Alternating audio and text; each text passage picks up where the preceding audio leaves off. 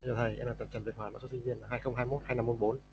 Bây giờ sẽ thực hành lại bài HMI HVAC cho phần code nhóm em. Đầu tiên thì là phần code. Code ở đây em đã chạy sẵn rồi, nó là sẵn rồi, nó đã chạy một cách bình thường ở đây. Và sau đó em đã kết nối với lại MQ. Kết nối thì nó sẽ là config bạn broker XPIO này vào save và connect. Thì đây nó đang hiện nhóm của em là em vẫn đả ABCXYZ. Nó có hai hai cái topic của trong phần status ở đây. Đây sẽ kết nối xong. Tiếp theo nó sẽ vào phần BMS. Đây em sẽ tiến hành việc thinh, create và thinh. Ở đây em sẽ tạo ra hai cái đầu tiên là một cái quy booker, thì em sẽ đặt vào cái tên ở đây là hút. Đây cũng thế,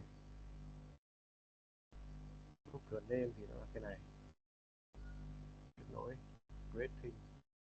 Tiếp theo sẽ tạo một cái nữa, vào quy thinh, kéo xuống, tạo một cái generic. Cái này thì sử dụng cho HVAC. Đây, đây là break thì là cái booker hút này, và create thing.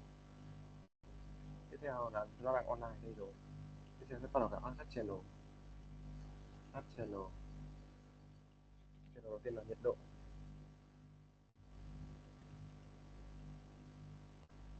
Nhiệt độ sẽ sử dụng number value. Và state topic, đó là cái phần state topic ở đây. Đây, nút BMS là cái VPS.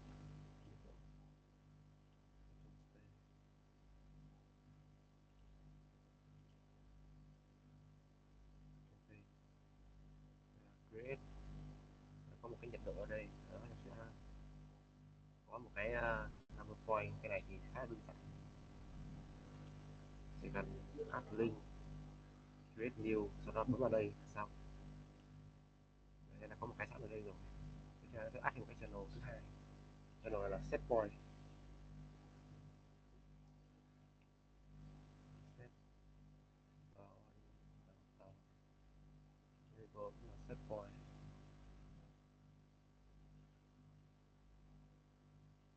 Cũng là number value. Thì cái này có hai cái là state topic và comment topic. Thì state topic của nó vẫn là cái này, set point. State topic nó là đây. Đây. Đây. Và comment topic của nó thì ở đây.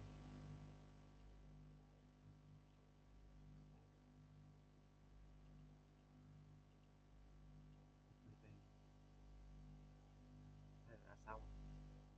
Create set point thì nó cũng đã có sẵn một cái em đây rồi, mà là vì ban nãy em đã thực hành trước.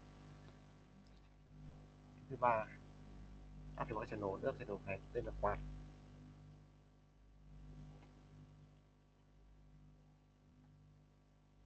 Và cái này sẽ sử dụng on off switch. Cũng sử dụng hai cái là state topic và comment topic. Đây.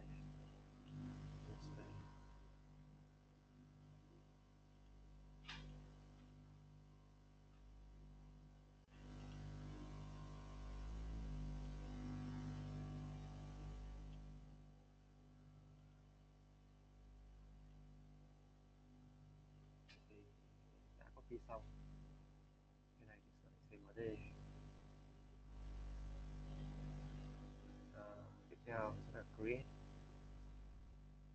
và cũng có một cái quạt sẵn ở đây rồi, switch rồi. Đây đã phát channel. Tiếp theo là sẽ sang phần page overview. Thì đây, cái này khá là đơn giản, em có thể tạo mẫu một lần. Ví dụ như là cái này nhiệt độ, thì ấn vào đây, sau đó vào phần config US, tên là nhiệt độ. Item thì chọn đúng cái item nhiệt độ này, và sau đó là done, thế là xong. Và thứ hai, cái này phải sử dụng ở đây, nó là cái ban nãy, đó là label card. Cái set point này nó sẽ là uh, slider card, và cái quạt này nó sẽ là cái gì nhỉ? Quạt này nó sẽ là cái toggle card. Còn thao tác cũng y hệt như ban nãy rồi, config winnet sau khi chọn xong thì tên ở đây nó chọn item, thì đúng vào cái item, đúng với cái tên của nó, sau đó ấn don là xong. Quạt cũng tương tự, config winnet đặt tên là quạt, item chọn đúng item quạt, close don là xong. Sau đó ấn save, save sau đó chúng ta sẽ ấn vào đây. Hiện tại đã có hai cái quả, hai ba cái ở đây rồi. Nhiệt độ đang là 37 độ C.